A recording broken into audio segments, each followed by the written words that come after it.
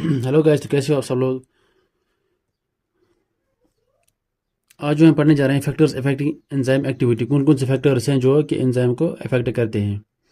Number first जो है वो concentration of enzymes. Concentration of enzyme, as the concentration of the enzyme is increase the velocity of the reaction proportionately increases. जो कि concentration of enzyme जो है अगर ज़्यादा होंगे तो वेलोसिटी ऑफ जो रिएक्शन जो है वो भी इंक्रीज हो जाएंगे, प्रोपोर्शनली इंक्रीज हो जाएंगे। This property of enzyme is made use in determining the serum enzymes for diagnosis of disease। ये जो है ये प्रॉपर्टी ऑफ जो है ये एंजाइम की जो है प्रॉपर्टी जो है ये इस्तेमाल किए जाती है डायग्नोस ऑफ डिजीज के लिए। और उसके बाद जो है नंबर सेकंड जो है वो concentration of substrate. Increase in substrate concentration gradually increase the velocity of enzyme reaction. अगर सबस्ट्रेट जो है वो इंक्रीज हो जाएंगे जो rate of reaction velocity of enzyme का जो है रेट ऑफ रिएक्शन जो है वो भी इंक्रीज हो जाएंगे with in a limit range of substrate level. जो कि एक लिमिट तक ये जो है वो इंक्रीज हो जाएंगे। Rectangular hyperbola is obtained. इसमें अगर हम इसमें जो है ये अगर इसमें जो है ये ग्राफ बनाएंगे तो ये रेक्टेंगुलर हाइपरबोला बन जाता है। when velocity is plotted against the substrate concentration। अगर सबस्ट्रेट कंसंट्रेशन और वेलोसिटी ऑफ एंजाइम्स के दरमियान अगर हम बनाएंगे ग्राफ तो ये हाइपरबोला बन जाता है। उसके बाद जो है number third effect of temperature. Temperature पे कौन क्या असर पड़ जाएगा एंजाइम पे। Velocity of enzymes reaction increase with increase in temperature up to maximum and then declines. Velocity of enzymes जो है वो इंक्रीज होता है विथ इंक्रीज इन टेम्परेचर के साथ इंक्रीज। अगर हम टेम्परेचर इंक्रीज करेंगे तो वेलोसिटी ऑफ एंजाइम जो है एंजाइम रिएक्शन जो है वो भी इंक्रीज हो जाएंगे up to maximum and then डिक्लाइन्स।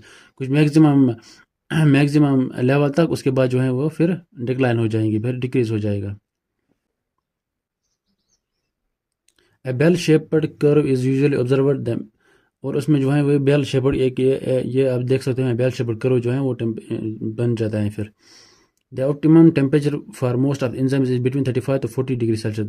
जो टेम्परेचर चाहिए एंजाइम्स के लिए वो 35 to 40 डिग्री सेल्सियस तक है। जो आप देख सकते हो इसका ग्राफ जो है वो बेल शेप्ड कर्व जो है वो बेल शेप्ड जो है वो बन जाता है फिर। और उसके बाद जो है number 4 effect of pH. Increase in hydrogen ion concentration considerably influence the enzyme activity and bell shaped curve is normally obtained. इनकी जब हाइड्रोजन आयन जो जब इंक्रीज हो जाता है तो फिर एंजाइम एक्टिविटी ये जो है वो इसमें बेल शेप्ड कर्व बन जाता है। अगर हम ग्राफ बनाएंगे पीएच कंसंट्रेशन ऑफ पीएच और वो कंसंट्रेशन ऑफ पीएच और वेलोसिटी एंजाइम वेलोसिटी तो फिर ये बेल शेप्ड कर्व बन जाता है इसमें भी। उसके बाद जो है most of the enzymes of higher organism shows optimal activity around neutral pH 6 to 8। Most of the enzymes जो है वो ऑप्टिमम टेम्परेचर पे मतलब ऑप्टिमम टेम्परेचर पे काम करते हैं। पीएच उसका होता है ऑप्टिमम टेम्परेचर एंड पीएच जिस इसका होता है 6 to 8। Many exception like pepsin 1 to 2 इसका जो है मैनी एक्सेप्शन जो है इसमें जो कि लाइक पेप्सिन जो है वो 1 से 2 pH तक ये जो है काम करता है। एसिड फॉस्फेटेस 10 to 11 जो है वो वर्क करता है। Thank you so much.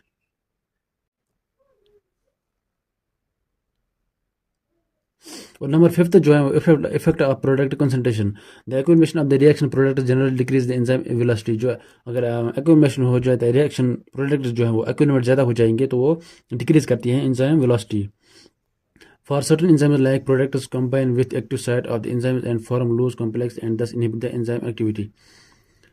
certain enzymes जो हैं वो certain enzyme की प्रोडक्ट जो हैं वो कंबाइन होते हैं वो active site of enzyme and form loose complex. जो एक्टिव साइट ऑफ एंजाइम के साथ जुड़ जाते हैं, बाइंड होते हैं और फॉर्म जो है वो लूज कॉम्प्लेक्स बनाते हैं एंड दस इनहिबिट द एंजाइम एक्टिविटी। और जो है वो भी इनहिबिट जो है वो डिक्रीज करते हैं rate of reaction of enzyme activity को डिक्रीज करता है।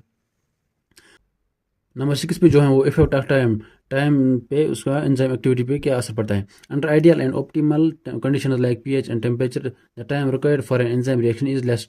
Under optimal condition like pH temperature जो अंडर ऑप्टिमल कंडीशन पे जो है वो टाइम जो है वो ज़रूरत होता है for an enzyme reaction is जो कम ही ज़रूरत होता है। Effect of light and radiation, number 7 पे जो है effect of light and radiation, light and radiation पे क्या असर पड़ता है। Exposure of enzyme to ultraviolet, beta, gamma, and X-rays inactivate certain enzymes due to formation of peroxides. Example जो है एक्सपोजर, अगर हम एंजाइम को जो है वो ultraviolet, beta, gamma and X rays जो है वो इसमें रखेंगे तो वह एक्सपोज करेंगे इसमें, तो जो है वो एंजाइम एक्टिविटी जो है वो इनएक्टिवेट होता है।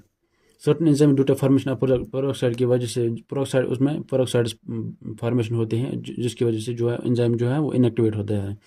एग्जाम्पल जो है UV inhibit salivary amylase activity, UV जो है वो इनहिबिट करता है सेलिवरी एमाइलेस एक्टिविटी जो है वो डिक्रीज करता है। Thank you so much.